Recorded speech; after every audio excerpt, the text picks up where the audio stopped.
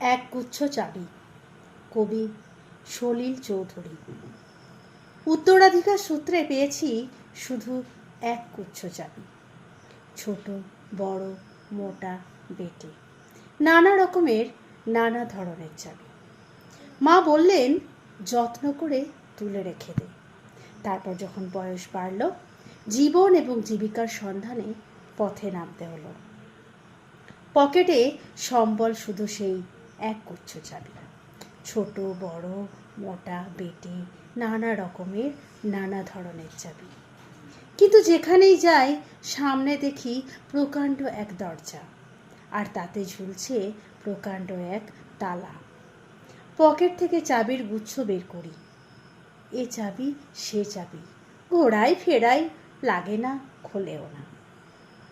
শান্ত হয়ে ঘরে ফিরি। মা দেখেন আর হাসেন, বলেন, ওরে, তোর বাবার হাতেও ওই চাবি দিয়ে ওই দরজাগুলো খোলেনি। শুনেছি নাকি তার বাবার হাতে খুলত। আসল কথা কি জানিস?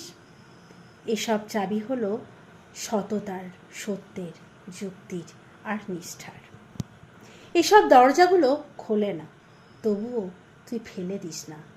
তুই যখন চলে যাবি তোর সন্তানদের হাতে দিয়ে যাস এ চাবির গুচ্ছ।